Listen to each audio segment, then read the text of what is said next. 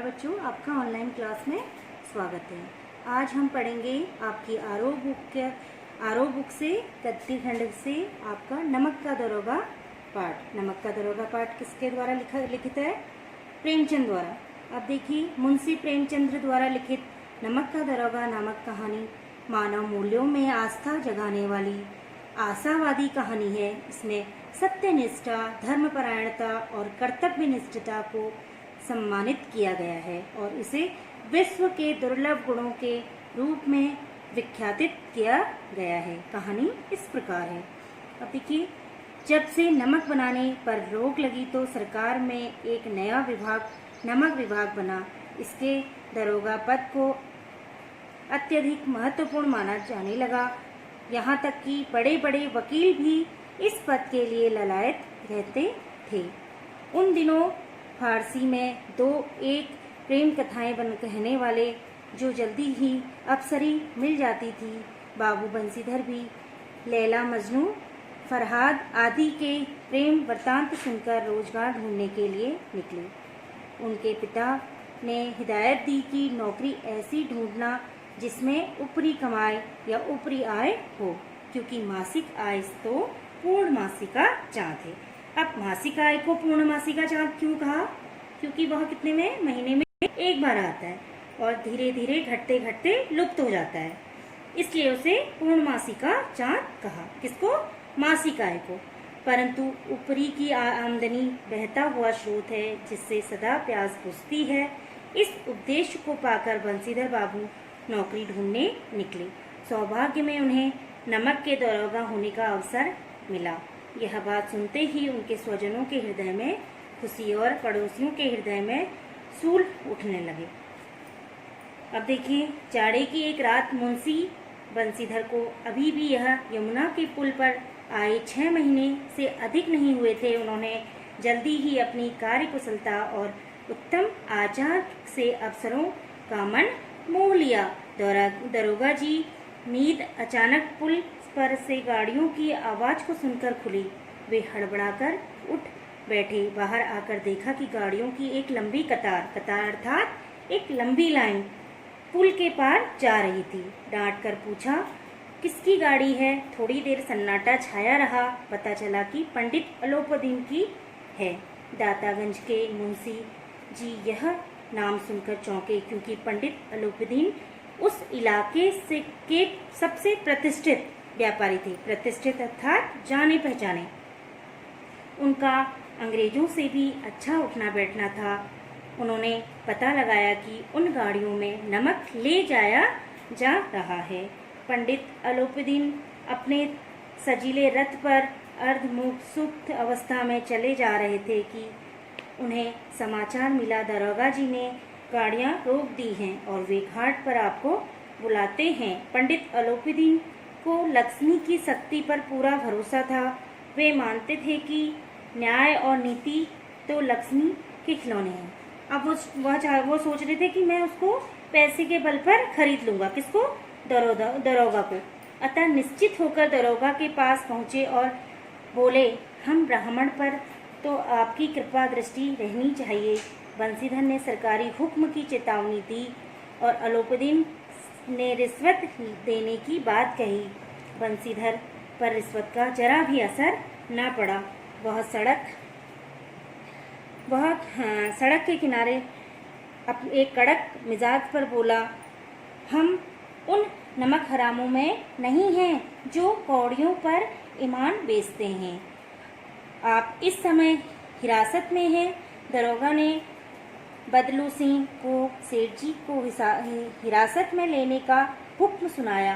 किस अलोपदीन के प्रभाव के कारण वह उन्हें छू न पाया। अब देखिए, अगले दिन दुनिया ने सुना तो खूब बातें होने लगी। पंडित जी के व्यवहार की निंदा हुई। बेईमान और भ्रष्टाचारी अफसरों ने भी उन पर टीका टिप्पणी की, क्योंकि आज तक जितने भी वहाँ दरोगा के पद में थे तो वह क्या है, पैसे के बल पे बिक जाते थे और पंडित अलोपदीन को गुनाह करने का मौका मिलते रहता था। लेकिन बंसीधर क्या थे? ईमानदार और कर्तव्यनिष्ठ थे। उन पे उसके पैसे का जादू नहीं चला, तो लोग उस पर टीका टिप्पणी करने लगे। जब गर्दन झुकाए अलोपीदीन अदालत में पहुंचे तो मानो सारा शहर उन्हें उस हालत में देखने के लिए उमड़ पड़ा। अदालत में पहुंचे ही अदालत में उनकी हालत बदल गई। यहाँ के सभी कर्मचारी उनके बिना दाम के गुलाम थे। सभी उनके हाथों बिके हुए थे। फट से हलचल भागा दौड़ी शुरू हो गई। वकीलों की टोली ने मिलकर उन्हें बचाने के दाव पे साधे, क्योंकि वो घूस वो हर किसी को देते, हर डिपार्टमेंट में देते थे, हर विभाग में देते थे। तो सबको एक हड़बड़ी मच गई कि आखिर अलोपीदीन कैसे जेल पहुंचे, कैसे इस कटघरे में खड़े हो गए। इधर बंसीधर के पास सत्य और स्पष्ट भाषण के सिवा अन्य कोई शस्त्र न था। परिणाम स्वरूप पक्षपात आदमी है की ओर झुका हुआ न्यायालय सेठ जी के चरणों में झुक गया।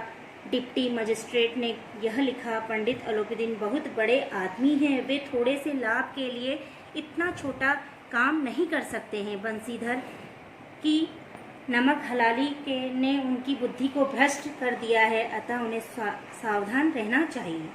अब देखिए, एक सप्ताह बाद सेठ अलोपीदीन बंसीधर के पास पहुंचे। उन्हें आया देखकर बंसीधर के पिता अपनी बदकिस्मती के में बेटे की मूर्खता पर रोने लगे। क्यों?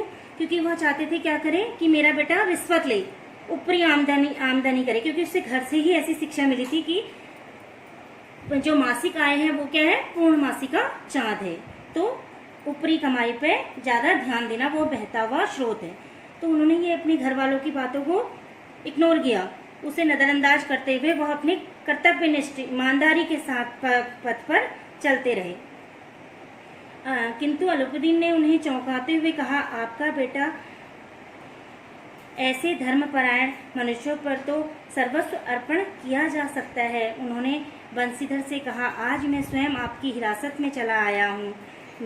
मैंने इस दुनिया में सबको खरीदकर गुलाम बना दिया, मुझे परास्त किया तो केवल आपने। मैं आपके सम्मुख एक विनय लेकर आया हूँ। अब क्या है, उसको किसको पछतावा हुआ? अलोपीदीन को अपने किए हुए कर्मों पर पछतावा हुआ। तो वह किसके घर गए? बंसीधर के घर गए, एक विनय के साथ, विनम्रता के साथ। सेठ जी के हृदय की विशालता और गुण ग्राहकता देखकर बंसीधर बाबू पिघल गए। सेठ जी ने बंसीधर के सामने प्रस्ताव रखा कि वह उसकी सारी संपत्ति का स्थायी मैनेजर पद स्वीकार करे। उसे 6000 वार्षिक वेतन के अतिरिक्त रोजाना खर्च, सवारी के घोड़े, बंगला, नौकर चाकर मुफ्त मिलेंगे। यह प्रस्ताव सुनकर बंसीधर ने हाथ जोड़ दिए और कहा, मुझसे न विदा है, न बुद्धि है, न अनुभव है। जो इन त्रुटियों की पूर्ति कर देता है, ऐसे महान कार्य के लिए एक बड़े मर्मज्ञ अनुभवी मनुष्य की जरूरत है। उन्होंने उसके प्रस्ताव को क्या करा? ठुकरा दिया, क्योंकि वह अपने को उस योग्य नहीं समझते थे, इसलिए उन्होंने उसके प्रस्ताव को ठुकरा दिया। अलोपीदीन ने कलमदान से कलम निकालकर बंसीधर के हाथों में देकर कहा, ना मुझे विद्वता की चाह है, ना मुझे अनुभव की, ना मुझे मर्मज्ञता की, ना कार्य कुशलता की। इन गुणों के महत्व का परिचय खूब पा चुका हूँ। अब सौभाग्य और सुअवसर ने मुझे वह मोती दिया है जिसके सामने योग्यता और विद्वता की चमक फीकी पड़ जाती है। परमात्मा से यही प्रार्थना है कि आपको सदैव वही नदी के किनारे वाला बेमुरौद, उद्दंड, कठोर परंतु धर्मनिष्ठ दरोगा बनाए रखे। बंसीधर की आंखें कृतज्ञता से डबडबा आई। उसने भक्ति भाव से नियुक्ति पत्र पर हस्ताक्षर कर दिए। अलोपीदीन ने प्रफुल्लित होकर उसे गले लगा दिया। धन्यवाद।